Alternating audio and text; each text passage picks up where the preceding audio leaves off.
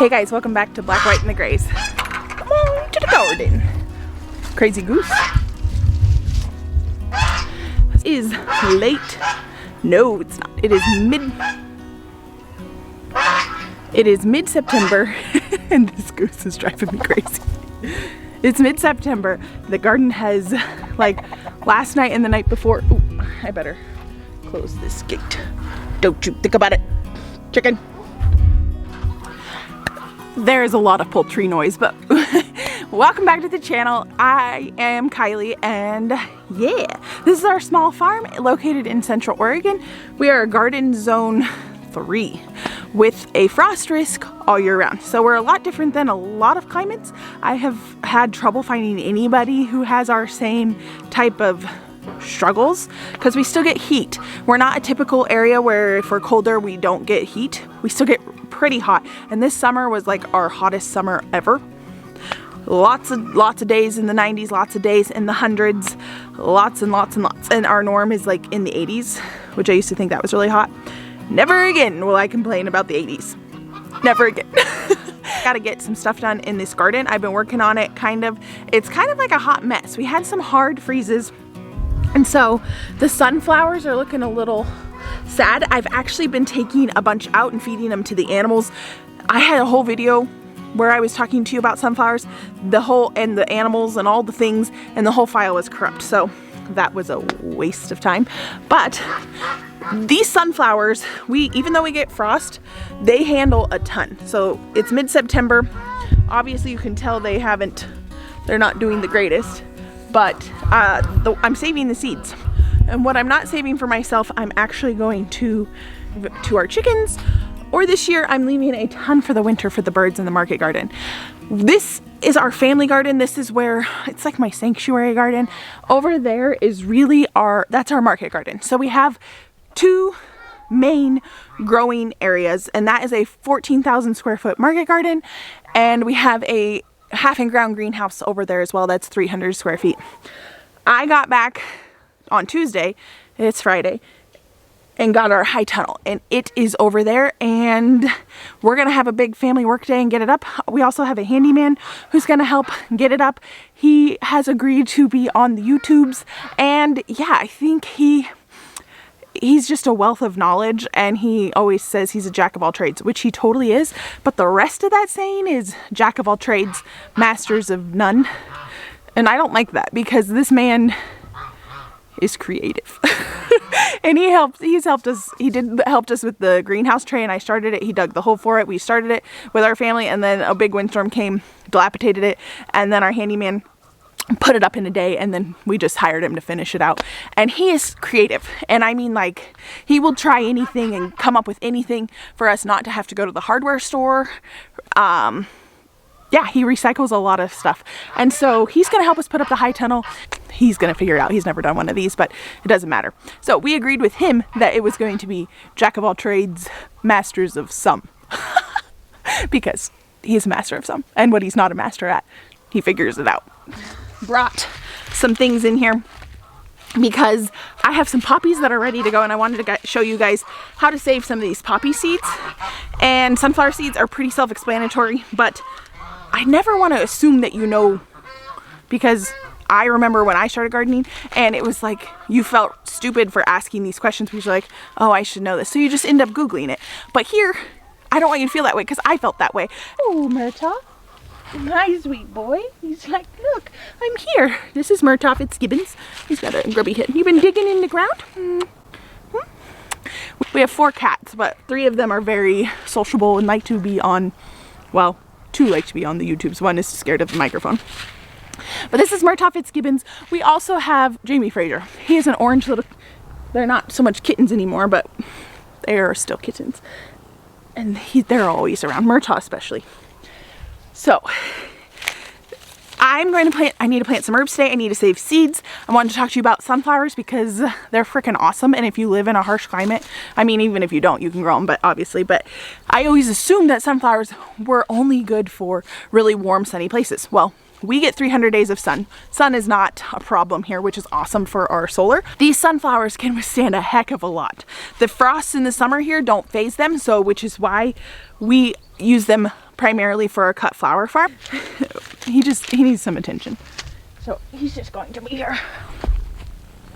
We use them for our cut flower farm because they do amazing. This is our second year cut flower farming, and it's been definitely a learning curve year with succession planting, and the weather's been out of control. So hopefully the high tunnel will help next year with regulating that for crops, and also just more knowledge of me learning all the things about, yes, that.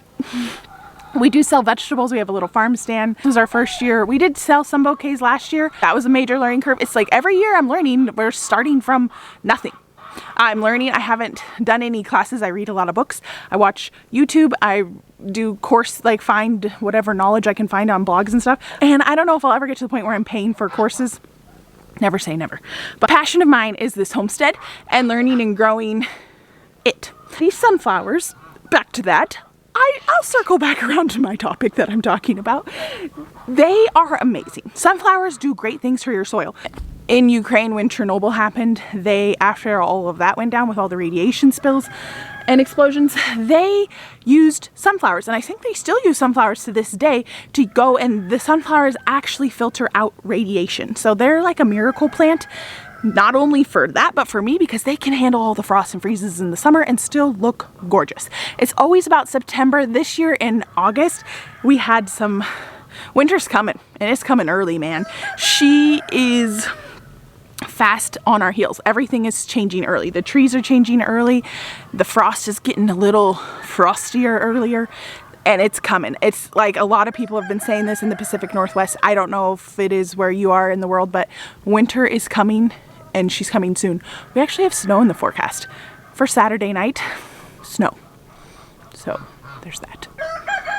Or Sunday night, one of the two.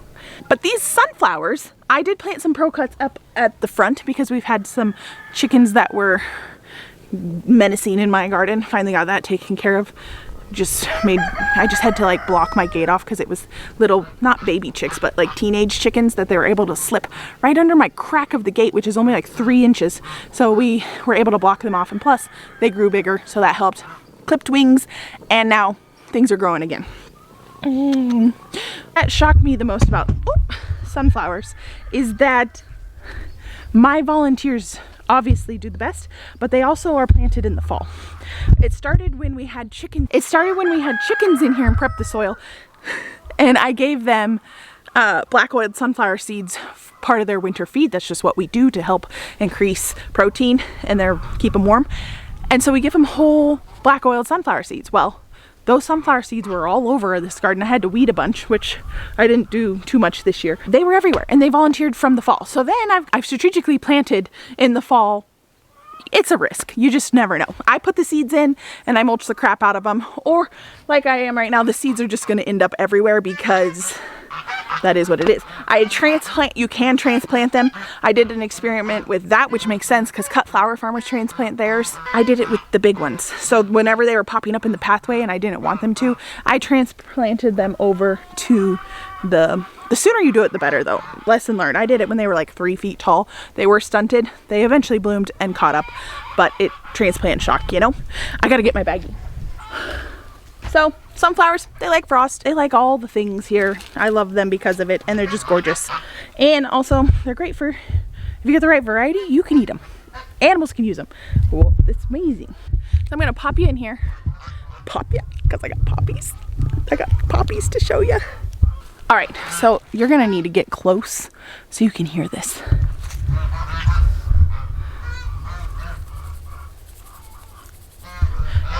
Do you hear that? Hopefully you could. And if you did, it's gonna sound like a rattle. So I'm gonna just, well, we know this variety is the black peony poppy, and it's one of my favorites this year. It's the first time I've grown it, and I absolutely loved it. It's a really dark purple. Anytime, typically, that it's a black variety, it's just a really, really dark purple. So when you hear that rattle sound, that means you're ready to go. Now, if it gets, this one doesn't have it, but they'll eventually start getting holes in the tops. They're getting, yeah, really time to go. These are really cute. I've seen them used in dry flower arrangements. Or like fall florals. A little baggie. Use whatever you can for saving seeds. Just whatever's on hand. You don't need to buy anything. I've used envelopes. I've used plastic ones. I've bought some, which whatever. The plastic works just fine. Just make sure it's completely dried out. I will leave it open for a few days just to make sure there's no moisture in there, because then that'll ruin your seeds.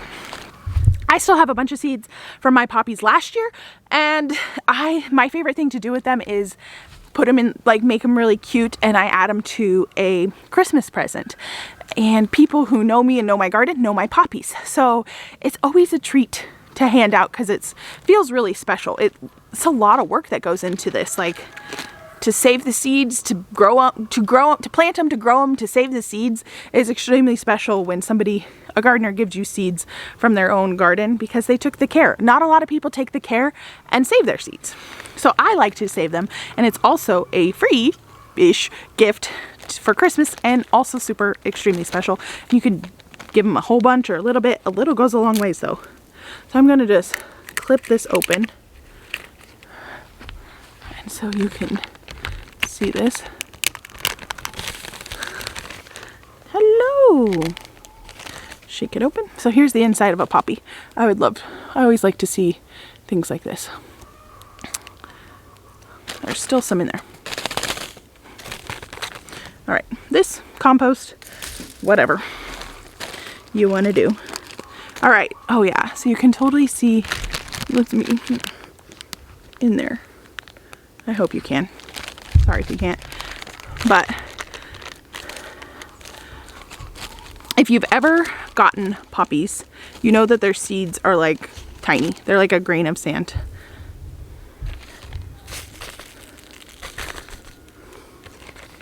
I'm going to leave this in here and put it on the ground because I know for a fact there's still seeds stuck in there. And that will, I love when they just volunteer on their own. Okay, so that is the amount from one poppy, which is a bazillion seeds. Like 1 bazillion seeds. Exactly. So I'm going to get a few. But you got to make sure you hear the rattle. If you don't hear the rattle, they ain't ripe yet. This one's ripe. I normally don't clip them. I just pop them right into my bag. Uh-oh. They're not quite dry enough to do that. Oh, rip it.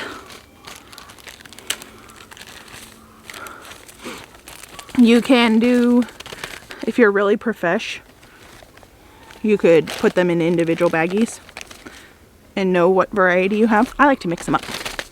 Get a mixed bag. It's like a mixed poppy. Never know what the heck you're gonna get. There's so many left in here. This one could have dried a little longer. Yeah, I heard the rattle though.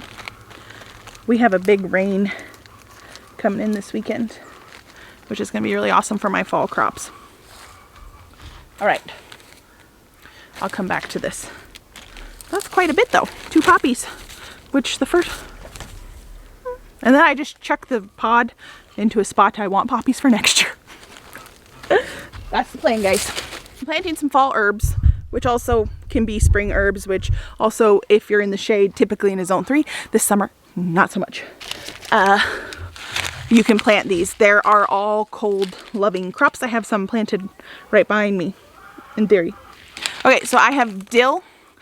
Oh, I wanted to mention, if you are local, well, you should anywhere. You should, if you have a Habitat for Humanity restore, you should go right now. They have seeds for 25 cents a pack, and I had already hit up the restore in a different location that had them earlier on from a donation, and they were 5 for $1, which is even better. But 25 cents for a pack, I only spent $5, which I was very proud of myself because, yes, I have a problem. All right, cilantro, cold weather crop. I have thought for the longest time, well, it's made in salsa, so you'd think it would be, no, it likes cold. So now is the time to do it because it loves the cold. I have some bolting right behind this camera chives. Now chives are an interesting thing. Lots of friends and family that have started gardens. I tell you, if you start a garden and you work hard at it and your friends and family come and they look at it and they're like, holy crap, look it, it's not that hard. It starts like a chain reaction. After I started this little one, my mom, my sister, our good friend, our other good friend, my cousin, my other cousin, my neighbors, multiple neighbors, my friends in West Virginia, friends in the Valley of Oregon, family in the Valley. It was a crazy chain reaction. So it's just, one person can make a big difference. Okay, so dill, chives. Chives I have here volunteering, and I typically have the best luck planting mine in the fall, so then they have a nice winter to do their thing, stratify or whatever they need to do. I have not had good success planting them in the spring and having a crop that year. It always takes me a bit. I know our good friend that lives the next road over, I was like, did you plant those this year? They were huge. She was like, yeah, and I was like, oh, lucky. But okay, that's beside the point. So I'm going to plant those herbs in here and plant them different places. I swear I've planted these all over, but I'm not a very good gardener when it comes to preciseness. I'm willy-nilly. But I did plant a lot of fall crops. This right here is a really good fall crop. I am going to save the seeds from it. This is, I'm going to get you close up so you can kind of see. This is dried. This is orage. It's very tall, but I have the magenta variety. And it is beautiful. It's obviously on its way out. This volunteered from last year. And it is a green. There is a green version of it. And it is a super hardy green. And so the seeds I'm going to make sure some of these get into the ground so then it pops up some greens this fall for us. But essentially I'm just going to put this and just, you know, same thing I did with the parsnips. Kind of just rub the top of the plant right here. If they're dry enough, they will fall right into your baggie. You can also just, look at that. Seeds. This is called orage, if I didn't say that. I pronounced it orc for the longest time, like, you know, Lord of the Rings. But it is super hardy and it bolts pretty quickly. But this came in one of my kits from Floret. This year was the orage, and it's a cut flower. So when it's at this beautiful stage and it looks vibrant, in my sister's garden, she had it, and it looked like, oh, that would be used for a cut flower. So I have a ton I saved from last year. I didn't get around to planting it. I need to get around to planting it, and yeah, for next year, which is why we're going, oh, look at this guy. That's a big old... Anyway, these were all volunteer. We did eat off it a little bit. It's one of the first things up, along with some bok choy that also volunteered here from last year. So saving your seeds I find very important. I will never be a market gardener that just market gardens and just keeps buying my seed. I'll always buy seeds because I've told you, seed buying problem. But I actually have enough this year for our market next year, and we'll leave a few. That's quite a bit. It is a crazy farm around here today. Noisy critters. Somebody has laid an egg and it's not in the coop. Always in the spring and in the fall when I let my chickens kind of free range for the days, I always find eggs in the most peculiar places. Okay, so orage we saved, some poppies. I have some more poppies I'll go back for. I actually have some hanging on the fence right here to dry out and see if I liked that method. And also I wanted the bed space for planting. So I have some drying here on the fence. I do not like that. I don't like it. I'd rather them be in the ground. But the issue was they were here and I wanted this space for planting in the fall because short season, yo, like we needed it. If you come down yonder, I want to, so this lettuce patch right here,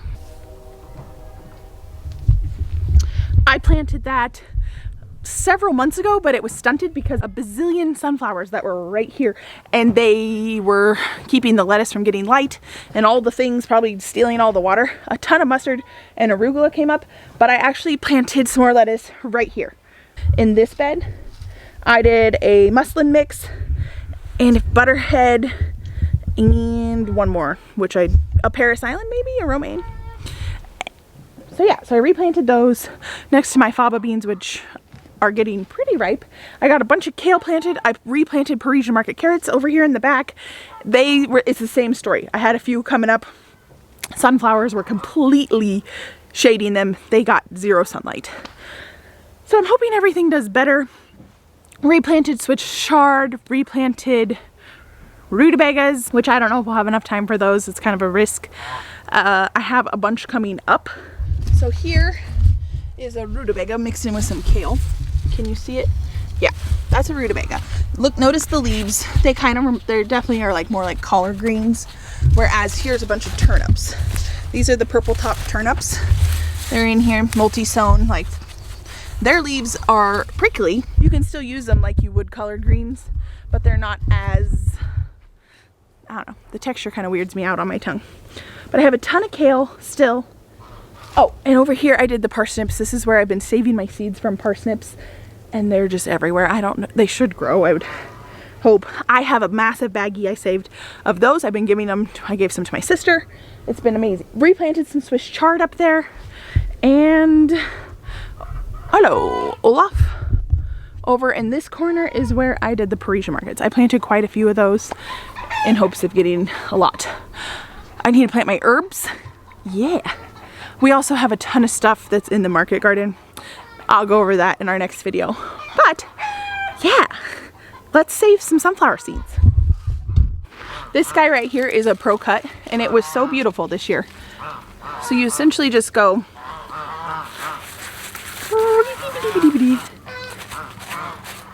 and there are all the seeds.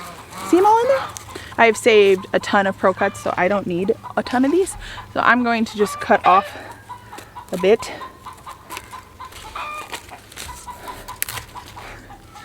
Save a bunch of these for myself, a few of these for myself. And I also will take the other, I'll give half of it to the chickies because they love it so much. Then I just kind of brush them in. Super simple. Saving seeds can be intimidating. And if the plant might just not be ready yet. If you can't tell like where the seed is, just give it a few more days, weeks, just keep checking on it. I'm still learning so much to identify different things. This is the first year I've seen the parsnip. I've saved sunflower seeds quite a bit, but on our garden tour, you'd be surprised. Some people didn't know that you got sunflower seeds from sunflowers. And it might seem silly to you, but that's how disconnected we are from where our food comes from. It doesn't seem silly to me, and it's not surprising to me. It's sad, but it's not surprising. So you can see all the little places where they come from. Just save these, sprinkle them around. The pro cuts, when I say this is a pro cut, it means that it is typically pollenless, and it's mainly used for cut flowers. It has one single stem, which is perfect. It's my favorite variety to grow for market gardening. I'm spreading these around in here so they volunteer next year, in theory. Plants want to grow, people. Some plants don't. I haven't had any good luck germinating rosemary or lavender. But other than that, they want to grow. And they will grow. I'm going to do this off camera. Rip it. All right, you have been patiently waiting. This is going to cause a ruckus. Okay. I'm going to take these over to my table. I don't want to keep talking about this, but I obviously have had a huge bump in subscribers with the majority of you that are here. My camera's a little crooked. But you know what? The people that came have been extremely kind, and the words of encouragement for people who are just starting to watch me and get to know me and haven't been here for the last year has been a big booster. Now there is a lot of pressure with that as well, because you all don't know me, you haven't been around. I'm not everybody's cup of tea. I'm not everybody's cup of tea, and that's okay. I never have been. Ever since I was a kid. A lot of people, I feel like if everybody likes you, you're doing something wrong. And if you don't like me, that's okay. Move on. Don't say anything mean, please. And just leave. But if you're morphing into everybody's perfect person, which I have a tendency to do that, I want to be liked. But as I get older, in my old age of wisdom of 31, I have realized that I'm not everybody's cup of tea, and that is okay. Because if I am everybody's cup of tea, I'm doing something wrong. I'm pleasing everyone, which you can't please everybody. It's physically impossible to please everyone.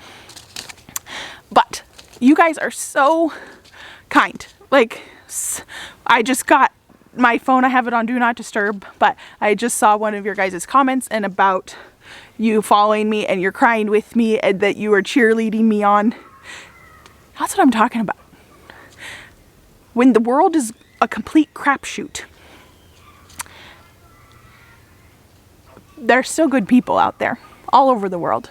And regardless of what is shown on the media, turn that crap off, because it is not a realistic view of what society is. Yeah, there are those terrible parts, but the real people who are the salt of the earth, who are the people who are just kind, they don't have to agree with me, they don't have to be a Christian, they don't have to do any of those people, they're out there and they're kind and they're lovely, and those are the type of people that are my jam.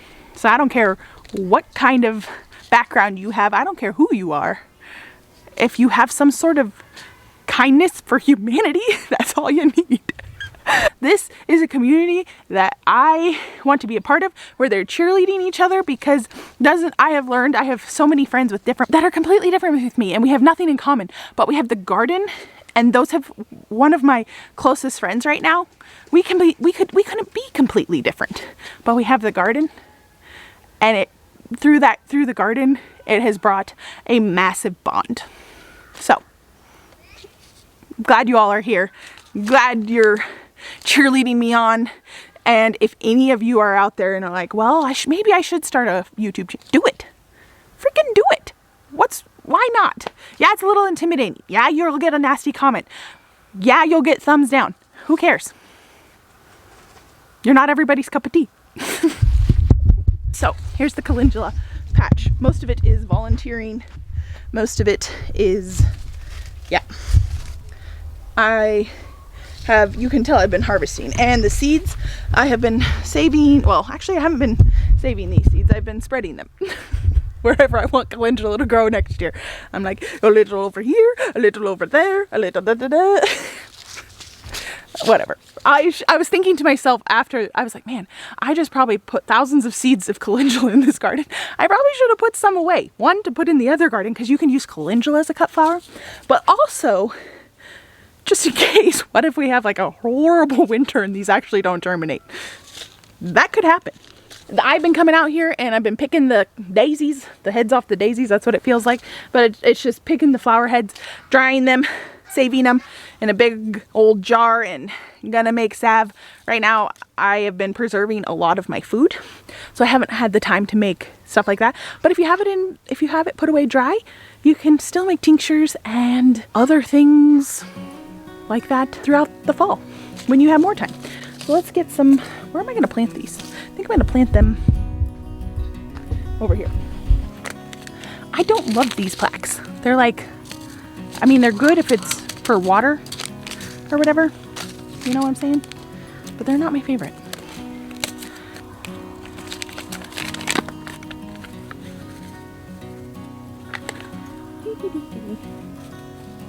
I like to do a lot of flowers and herbs on the edges of my beds just because it really helps utilize the space. I don't know if I told you this. This is a 900 square foot garden. We do a no dig method. Did I mention that?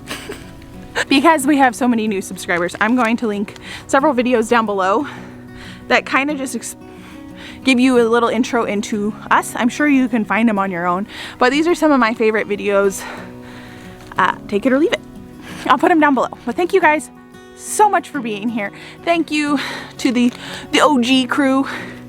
And yeah, this is a fun time on this channel. I'm loving it. Loving life. Guys, it is definitely fall. Not technically fall, but definitely fall. And I think winter's gonna be here before we know it. Sure to subscribe, like this video if you enjoyed yourself here on the channel. And now I'm gonna sit in my chair and enjoy this garden. It's such a gorgeous day. See you on my next video, guys. This is from one of my subscribers, and she is so sweet. She is one of my biggest cheerleaders, and I'm going to use it. And she said, because if you have any suggestions for my catchphrase at the end of the videos, just put a comment down below. But hers is, all right, guys. Well, okay. So I'm gonna act natural. Like, okay. All right, guys. I'll see you on my next video. Thanks for watching. Be sure to subscribe, and remember, love is where you plant yourself. I like it. Thanks for that one. And if you have any more for me, link them, put them down below. I have some crazy ones if you watch the ends of some of my videos. All right, bye guys. So I planted, what did I plant here? So I ended up planting, what did I plant? I don't know what I planted here. I don't know. I wanted it for planting.